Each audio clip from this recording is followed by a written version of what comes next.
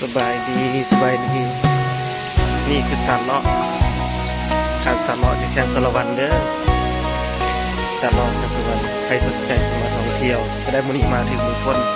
ก็เลยบ่มีแขก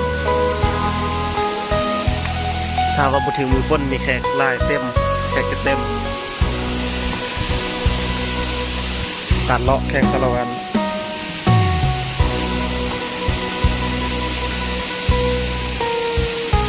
เหมาะแก่การมานั่งกินข้าวสมกันเด้อ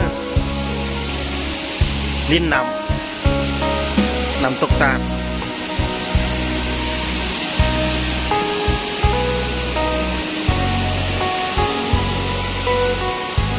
เดี๋ยวสิพาไปเบิ่งเทิงมันก็คัดเยอะแต่มื้อนี้ฝนตกเนาะฝนตกเลยบ่เฮ็ดมีคนอันท้าว่าฝนบ่ตกนี่คนจะมาหลายมานั่งเล่นกินข้าวอาบน้ำ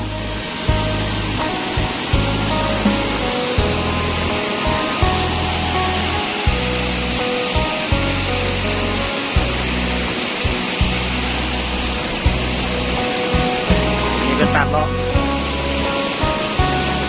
าะอยู่แข้งสารวัน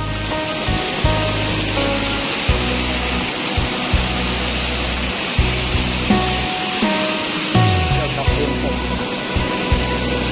ไปนี่ก็ได้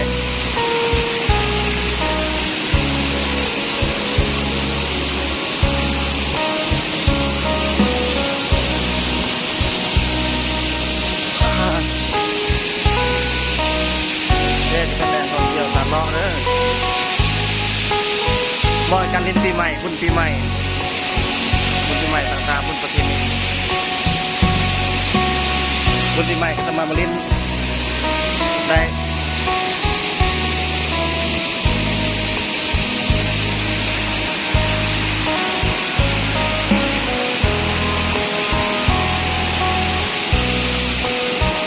คนตกเราไม่ได้นำคุณถ้าคนมาตกเลย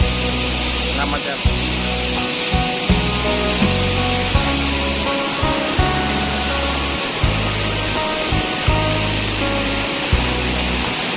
ตาเลาะเด้อนี่เด้อตาเลาะใครต้องการจะมาเล่นปีใหม่ต้องการต่างๆสามารถมาเล่นได้เนาะ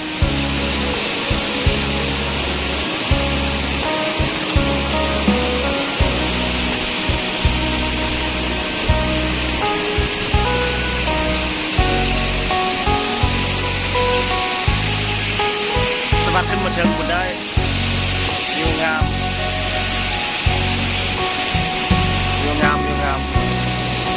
ธรรมชาติใบใหม่ใบตอก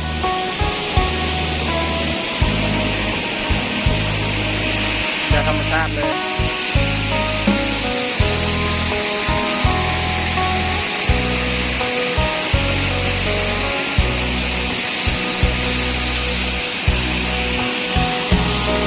แล้วใครสนใจอย่างมาลิ้น ใครสนใจอย่างมาลิ้นที่ใหม่นะอันนี้ไม่ได้โปรโมทเลยโปรโมทตาด